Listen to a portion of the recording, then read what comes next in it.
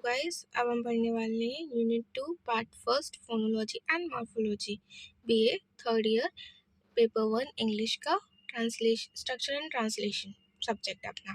Okay, अपन already unit 1 पढ़ चुके हैं, उसमें एक पार्ट 3 रह गया जो मैं बाद में अपलोड करूँगी। उसमें पूरा डेवलपमेंट है मॉडर्न इंग्लिश तक का, तो वो टॉपिक एक अलग ही है, इसलिए मैं उसको बाद में अपलोड करूँगी। ठीक है, आज अपन पढ़ते हैं फोनोलॉजी एंड मॉर्फोलॉजी। तो उसको समझने के लिए सबसे पहले अपन को लिंग्विस्टिक को समझना होगा। लिंग्विस्टिक क्या है? लिंग्विस्टिक साइंटिफिक स्टडी है किस चीज़ की? लैंग्वेज की। साइंटिफिक स्टडी जैसे कि लैब में पढ़ते हैं वही साइंटिफिक स्टडी है। ठीक है, इसको पढ़ने के लिए अपने पास क्या क्या चीज़ें हैं? ओसिलोग्राफ है, साउंड स्पेक्ट्रोग्राफ्स है, सिनोग्राफ्स है। इन सब के थ्रू अपन लैंग्वेज को साइंटिफिकली पढ़ते हैं। ठीक है, तो अब लिंग्विस्टिक के भी पार्ट्स हैं। लिंग्विस्टिक के पार्ट्स किस किस बेसिस पे डिविजिबल है?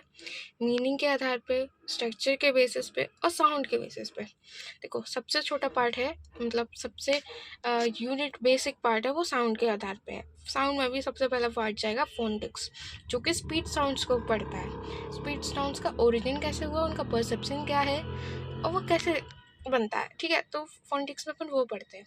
और फोनोलॉजी में अपन फनीम्स पढ़ते हैं। फनीम्स क्या होते हैं? लेटर्स होते हैं, अल्फ़ाबेट्स होते हैं, वो फनीम्स होते हैं। ठीक है, तो साउंड पढ़ा कैसे जाता है उसके बारे में अपन फोनोलॉजी में पढ़ेंगे। फिर बारी आती है स्ट्रक्चर के बेसिस पे अपन लिंग्विस्टिक को कैसे बांट रहे हैं, क्लासीफाई कर रहे हैं। तो स्ट्रक्चर के बेसिस पे सिंटेक्स और मॉर्फोलॉजी में क्लासीफाई करते हैं। मॉर्फोलॉजी में अपन वर्ड्स के बारे में पढ़ते हैं, टोटली मैन कैट ये सारी चीज़ें। ठीक है, और सिंटेक्स में अपन फ्रेजेस और सेंटेंस के बारे में, फ्रेजेस और सेंटेंस का डेवलपमेंट, ओके, उन सब के बारे में पढ़ते हैं। अब लिंग्विस्टिक को मीनिंग के आधार पे भी बांटा गया है सेगमेंटिक्स और प्रैग्मेंटिक्स में, जो कि अपने सिलेबस में नहीं है, इसलिए अपन अभी इसको नहीं पढ़ेंगे। जब सिलेबस में होगा अपन तब पढ़ेंगे उसको। ठीक है, फोनेटिक्स अब आपको ध्यान से समझना होगा, क्योंकि इनमें बहुत कम डिफरेंस है चीज़ों में, पर चीज़ें अलग अलग हैं। ओके, अगर आप ध्यान से नहीं सुनोगे तो आप कंफ्यूज हो जाओगे काफ़ी ज़्यादा। ठीक है, तो फोनेटिक्स क्या है? Study of speech sound, their production and how they are return. तो फोनेटिक्स में क्या आता है कि अपन स्पीच साउंड, जो भी अपने गले से आवाज़ निकल रही है, आ ए ई उ आ, ये सारी जो है ये स्पीच साउंड होते हैं। ठीक है, तो अब इनकी स्टडी करते हैं, इनका जो ओरिजिन होता है वो क्या है, तो वो कैसे है, तो ये सब की स्टडी अपन इसमें करेंगे फोनेटिक्स में, और वो लिखा कैसे जाता है। ठीक है, as a field of study human produce and perceive sounds including physical property of sound. तो अगर देखा जाए तो फोनेटिक्स या आ ई उ ये सारी जो आवाज़ें हैं, जितनी भी आवाज़ें हैं, ये ह्यूमन ने डेवलप की है, ह्यूमन ही प्रोड्यूस करता है और ह्यूमन ही सुनता है। तो इसकी जो फिजिकल प्रॉपर्टीज है, इन सब के बारे में अपन फोनेटिक्स में पढ़ते हैं। ओके, तो अब इसका रिप्रेजेंटेशन कैसा होता है कि क्या सिंबल किसका मतलब क्या होगा। तो ठीक है, जो अपन गूगल सर्च करते हैं तो उसमें वर्ड के नीचे प्रोनाउंसिएशन भी लिख के आता है कुछ फॉर्मेट में, जिसमें ऐसे ब्रैकेट स्लैश टाइप के दोनों बन के आते हैं, उसके बीच में आपका वर्ड लिखा होता है। और वर्ड नॉर्मल लैंग्वेज में नहीं लिखा होता है, वो कुछ अलग ही वर्ड्स रहते हैं, कुछ नॉर्मल रहते हैं और कुछ अलग से रहते हैं। ठीक है, तो वो सिंबल्स हैं, उनका प्रोनाउंसिएशन होता है अलग अलग। ओके, तो स्पेलिंग नेक्स्ट चीज़ है अपनी spelling for pronunciation. Her pronunciation के लिए स्पेलिंग दे रखी है इनने, लाइक जो मैंने तुमको बताया गूगल सर्च का, तो वो सब चीज़ें फोनेटिक्स में आते हैं, फोनेटिक्स बोलते हैं अपन। ओके, मूविंग अहेड, अपना टॉपिक होता है फोनोलॉजी। तो फोनोलॉजी क्या है? Study of systematic organization of speech sound. Speech sounds को क्या बोलते हैं? फनीम्स बोलते हैं अपन। Okay, in language and how they are combined to form a word, जिसको अपन सिलेबल बोलते हैं। ठीक है, तो फोनोलॉजी क्या है? इस फोनोलॉजी स्टडी है systematic organization of speech sound. देखो, अगर हम दो स्पीच साउंड्स को मिला रहे हैं तो मतलब अपन ऑर्गेनाइज कर रहे हैं। ठीक है, उसका सिस्टमेटिक, आगे आगे का वर्ड आगे रहेगा, पीछे का वर्ड पीछे रहेगा, वो डिसाइड करके अपन जो वर्ड बना रहे हैं वो ही अपनी फोनोलॉजी के अंदर आता है। और यहाँ पे जो वर्ड होता है उसको अपन सिलेबल बोलते हैं, वर्ड ना बोल के क्या बोलते हैं?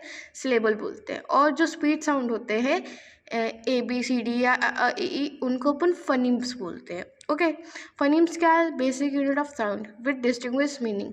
लाइक जो स्लैश के अंदर लिखा हुआ पी, उसका मतलब पा होता है। ठीक है, अब नेक्स्ट अपन आते हैं एलोफोन्स। एलोफोन्स क्या होते हैं?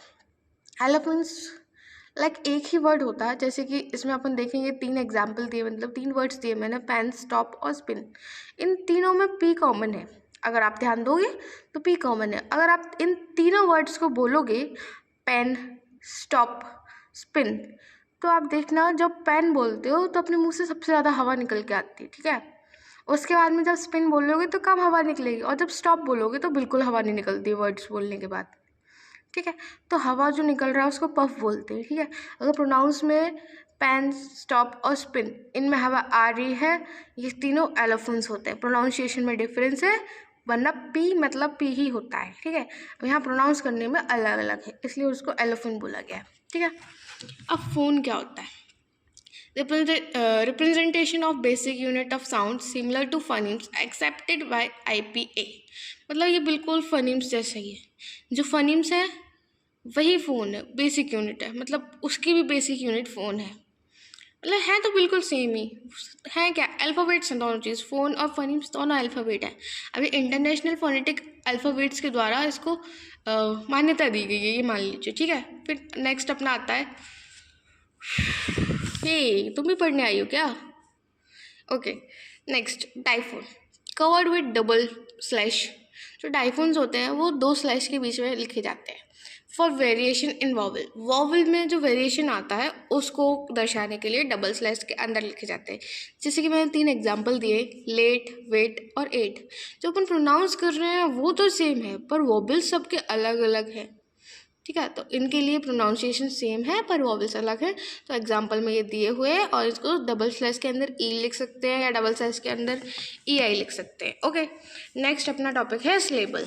जैसे कि मैंने बताया स्लेबल्स आर वर्ड्स, स्लेबल्स वर्ड्स है, इक्वल है, ठीक है। जैसे कि आई है वो एक फनीम है, टी एक फनीम है, अगर इन दोनों को जोड़ देंगे तो वो एक वर्ड बन जाएगा जिसको अपन स्लेबल बोलेंगे। ओके, अब स्ट्रक्चर ऑफ सिलेबस को डिस्कस कर लेते हैं। तो देखो स्ट्रक्चर ऑफ सिलेबस क्या है, ऐसे आता है, C और V के फॉर्मेट में आता है। देखो एक C है एक V है, तो गो हो गया, मतलब गो जो है C मतलब कांस्टेंट होता है, V मतलब वोवल होता है। बाकी आप इस तरफ देख सकते हैं, एग्जाम्पल आप देख सकते हैं, मोनो, डाई और मल्टी सिलेबल। मैं समझा देती हूँ। मोनो सिलेबल्स वो होते हैं जिसमें सिंगल V आए। अगर किसी में भी सिंगल V आ रहा है तो वो मोनोसिलेबल्स के अंदर आएंगे। अगर किसी में 2 V आ रहे हैं, डबल V आ रहा है, तो वो डाइसिलेबल हो गए। और अगर किसी में मल्टीपल V आ रहे हैं, मतलब 2 से ज़्यादा V आ रहे हैं, तो वो मल्टीसिलेबल हो गए। आपके पास एग्जाम्पल लिखे हुए हैं, आप देख लीजिएगा। Okay, moving ahead, counting of syllabus. अब अपन सिलेबल की काउंटिंग कैसे कर सकते हैं? तो यहाँ 4 मेथड दिए गए हो। चिन मेथड, देखो चिन मेथड क्या है, अगर आप अपना हाथ चिन के नीचे प्लेस करेंगे और आप कोई वर्ड बोलेंगे तो जितनी बार आपकी चिन आपके हाथ से टकराएगी आपको काउंट करना होगा।